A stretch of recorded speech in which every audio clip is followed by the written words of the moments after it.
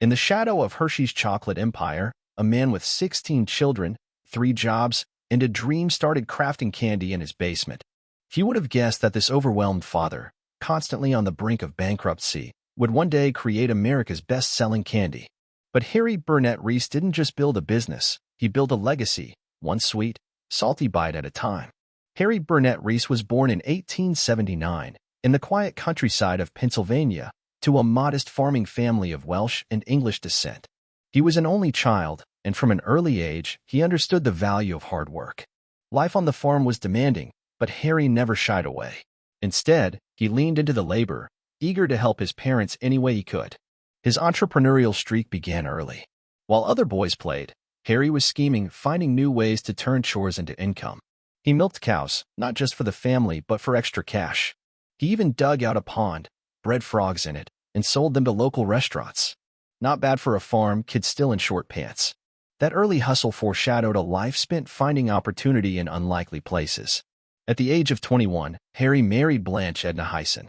What began as a modest union quickly grew very quickly. The couple would go on to have 16 children, 8 boys and 8 girls. A full house was an understatement. On any given night, dinner at the Reese household meant feeding over 20 people and sometimes over 40 when extended family dropped by.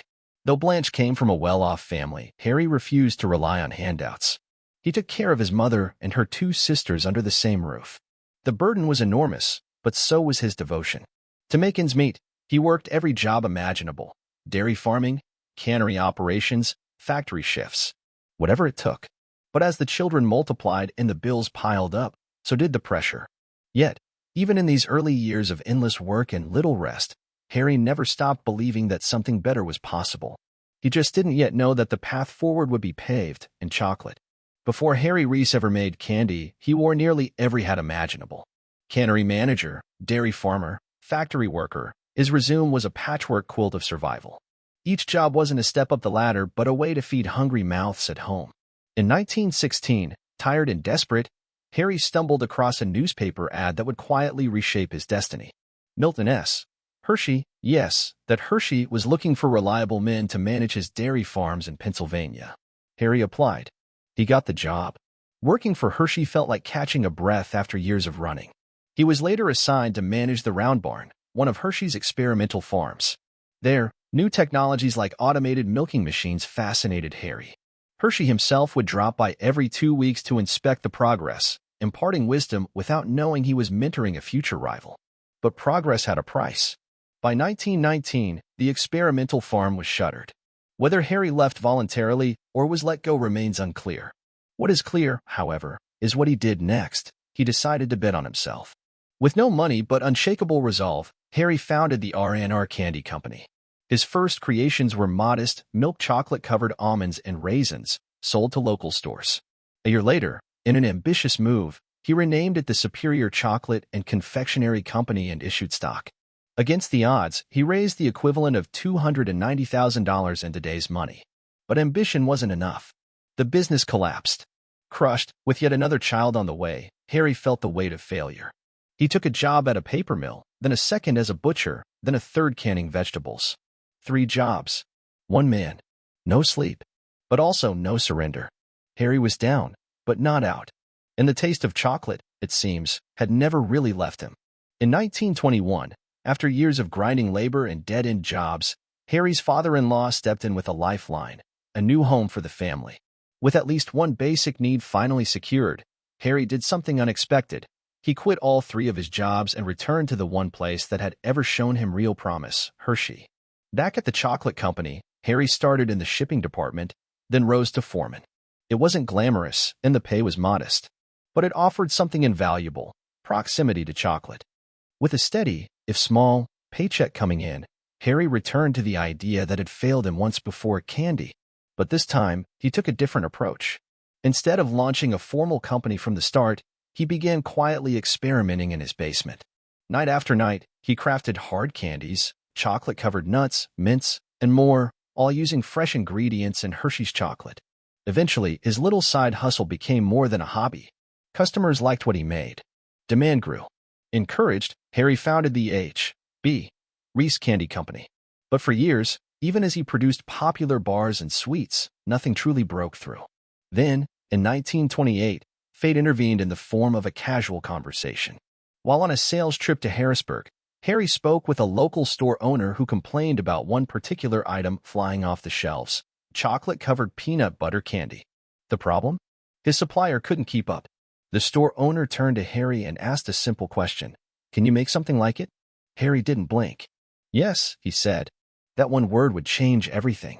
He rushed home with a 50-pound can of peanut butter and began experimenting. His first version, a chocolate-covered peanut butter ball, tasted amazing, but it was nearly impossible to mass-produce. Then, in a flash of practicality, Harry had the idea: why not use cups instead of balls? It was a small shift, but one that would echo across candy aisles for the next century. With the new peanut butter cup design in hand, Harry wasted no time. He roasted the peanuts until they were nearly burnt, giving them a rich, bold flavor, and made his own peanut butter from scratch. Each cup was wrapped in Hershey's chocolate and sold for a single penny. He called them simply peanut butter cups or penny cups to the locals. They were an instant hit. Soon, local retailers were ordering them in bulk, 5-pound boxes at a time.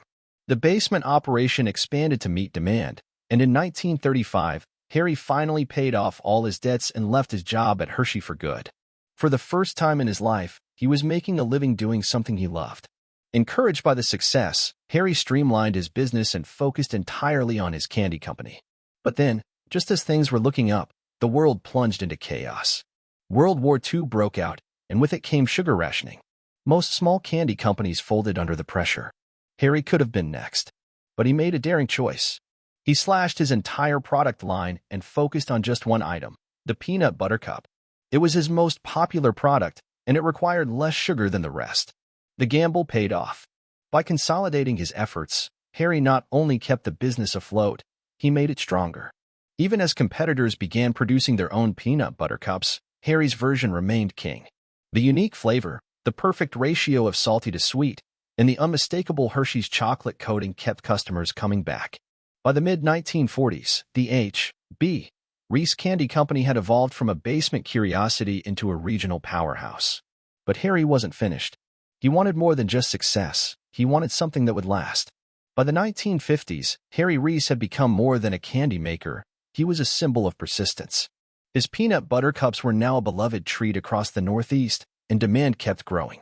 Confident in the company's future, he began construction on a large modern factory in Hershey, Pennsylvania, a bold move signaling that Reese's was here to stay. But fate had other plans. In May of 1956, just months before the factory was completed, Harry suffered a fatal heart attack. He died days before his 77th birthday, never getting to see the new building open its doors. His sudden death shook the company to its core. What followed was chaos. Harry had left the business to his 6 surviving sons, excluding his daughters from the will. Tensions flared. The brothers couldn't agree on strategy, on leadership, or on whether to continue at all. Some wanted to sell the business outright. Others wanted to keep it in the family, just as their father had intended. Meanwhile, Reese's was thriving. The new factory was running. Sales were climbing. The peanut butter cups were no longer a local hit. They were becoming a national obsession. Eventually, word got out that the Reese brothers might sell the company. And when it reached the ears of the Hershey Company, they acted fast. The two companies had always shared a bond: same town, same chocolate, same origin story. A merger just made sense. After 7 years of bitter family disputes, the Reese brothers finally agreed. In 1963, they sold the H.B. Reese Candy Company to Hershey in exchange for 666,000 shares of Hershey stock, worth nearly $24 million at the time. It was a monumental deal. Today, that stake would be valued in the hundreds of millions. The Reese family may have sold the business, but they remained tied to its future through one of the savviest deals in candy history. By 1969, Reese's had become Hershey's top-selling product. The iconic advertising campaign, "You Got Peanut Butter in My Chocolate," cemented its place in pop culture. Harry Reese was gone, but the cup he built by hand in a cramped basement now sat on top of the entire candy world. Today, Reese's is not just a product, it's an empire.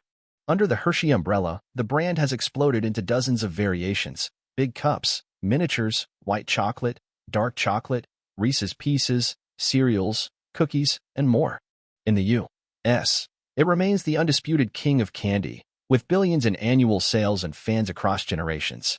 Globally, the Reese's name carries weight. Its distinct orange packaging and sweet salty flavor are instantly recognizable, even outside America. But at the heart of this global brand lies the same simple recipe created by Harry Reese in his basement nearly a century ago. A recipe born out of desperation, refined with care, and delivered with love. Harry Reese once said, "If you make a product that both young and old enjoy, your potential customers are limited only by the number of people on Earth." He didn't just feed his family, he fed a nation's sweet tooth. And though he's been gone for decades, every Reese's peanut butter cup still carries the spirit of a man who believed that even the humblest ideas can become everlasting.